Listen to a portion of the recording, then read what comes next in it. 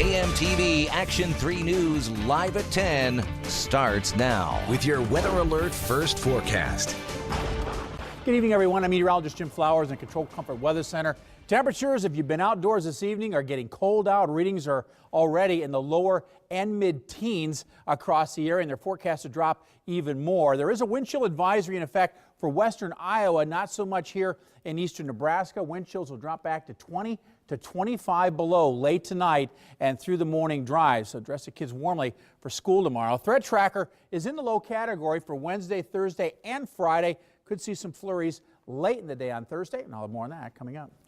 Her older sister was the wheel after school. She turned in front of another driver on a busy highway in Sarpy County. There was a crash. The impact killed a 7-year-old right here who had a pretty smile and a giving heart. Tonight, a charity in honor of Maddie Hughes is gaining steam. Good evening, I'm Craig DeGrelli. And I'm Jennifer Griswold. The little girl loves sports, and tonight that love lives on in others. Reporter Kelly Bartnick sat down with Maddie's uncle today. Kelly? Jenny, it's been 5 weeks since that crash, and since that time, the Plattsmouth community has rallied around the family in every way possible, including right here online. Tonight, Maddie's uncle sat down with us to talk about the 7-year-old and how the family is moving forward. She thought glitter was a color, so we have a lot of, we all have t-shirts that says my favorite color is glitter. In pictures, 7-year-old Maddie Hughes' life is bright, full of smiles and joy. 3 days before her 8th birthday, Maddie's uncle Kevin Hughes says that's what the family will remember. You know, she really was one of those people that had a light in her eyes and had a real fire within her that people could see, and it was contagious, I think. The purple ribbon pinned to Hughes' shirt sparkles in Maddie's memory. Purple is the color they used to rally around her in life and now in death. Purple at the corner of Highway 75 and Platteview Road marks the spot of the deadly January crash where Maddie died. I don't know if there's really a way that we know to handle that. I mean, you take things as they come in front of you. He speaks for a grieving Hughes family, Maddie's parents and siblings, including her teenage sister who drove the SUV that day. Asking questions is good, and talking about things is good, and that's what we've tried to do. And he joins the family in doing good and celebrating it too. There have been blessings, Hughes says, these past 5 weeks. The community kind of pulls you along and kind of gets you where you need to go, and your friends do things for you that you don't expect. Strangers have stepped in too. The most public example, Bradley Ging, an OPPD lineman honored for his life-saving attempts at the crash site that day. And it's amazing how somebody like that can change your life.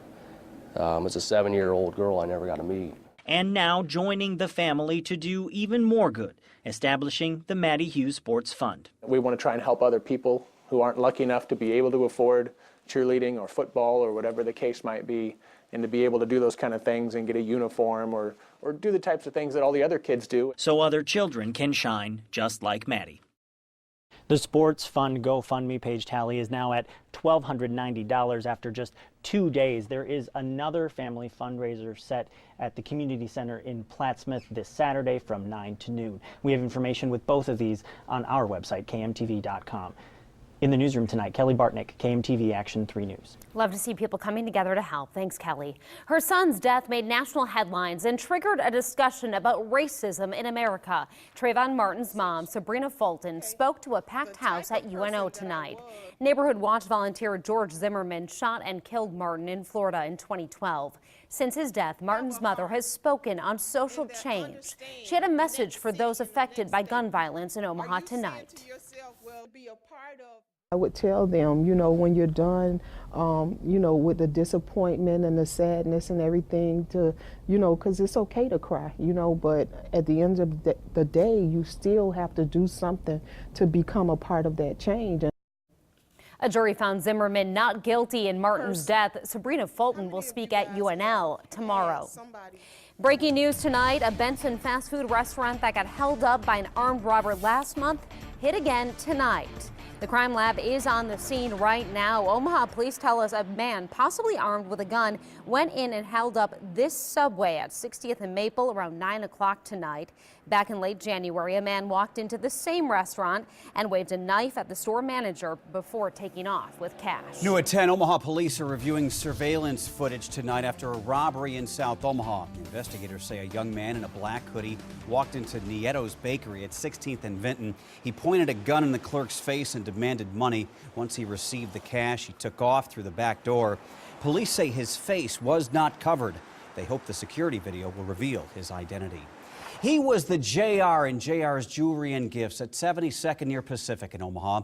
A man shot and killed Jim Minshall during a holdup last fall. Tonight, reporter Megan Matthews went back to the store to see how his family is coping and carrying on his legacy. She's live tonight. Megan?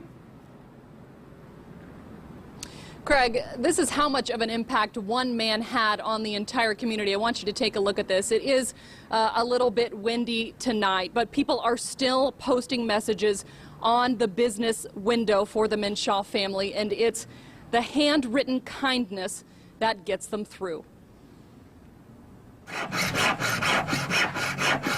Concentration, precision, and love for the job. It's what's kept this jewelry business going for more than 20 years. Lessons learned, passed on from father to children. It's been different. Still hard. We have good days and bad days, but we're getting through. Tracy Bland can't ask her dad what to do anymore. Instead, she just looks up at his picture hanging above JR's Jewelry and Gifts. You feel closer to him because this is where it ended. The calendar on Jim Minshall Sr.'s work desk is still set at September 2014. Why a young man walked in with a gun and shot him is still a mystery almost 6 months later. It's a comfort to know they're not on the streets and that this isn't going to happen to somebody else. But there's possibly others who were involved who are still out there. It brings the Minshall family some peace to know 2 men suspected of the botched robbery are behind bars. What keeps their spirits up are the customers, old and new. What was the name?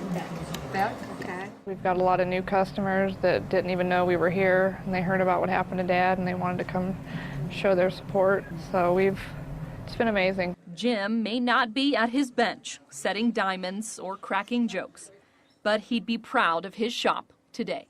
Business has been good, not the kind of advertisement we wanted, but Dad would be very well impressed. He's probably looking down thinking, what the heck? Police did not confirm with us today if this robbery investigation is still open or if there are any possible suspects in this robbery.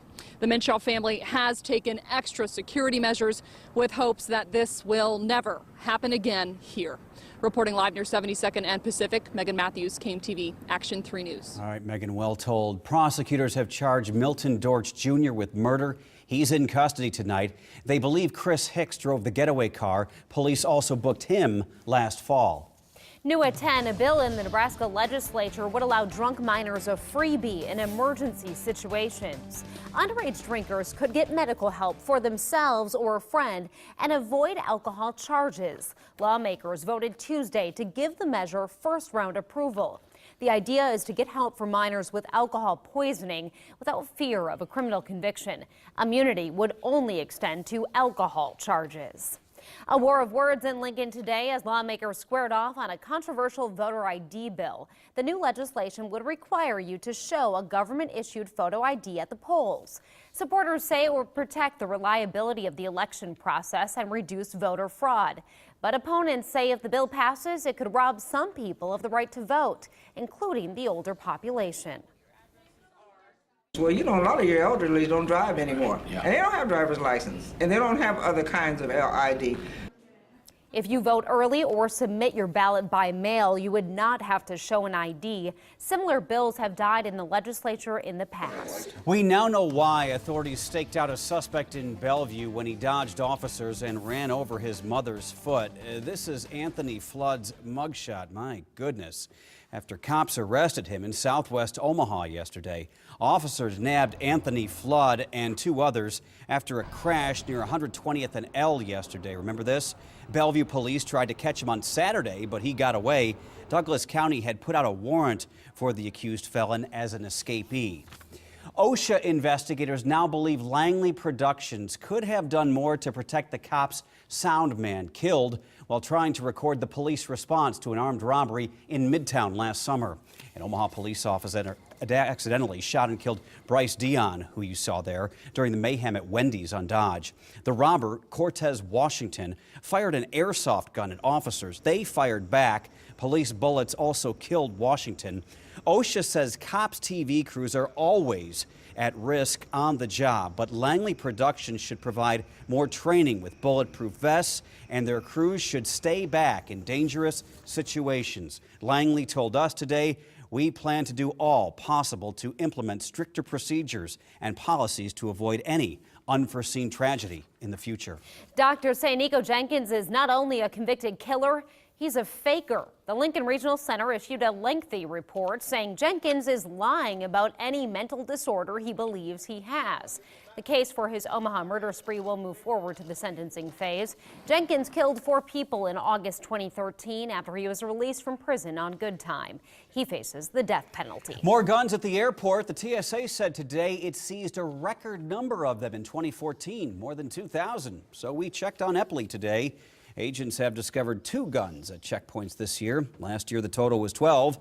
Back in December, TSA officials gave us a look at a bunch of confiscated weapons, including pocket knives, large tools, airsoft guns, and, yes, switchblades.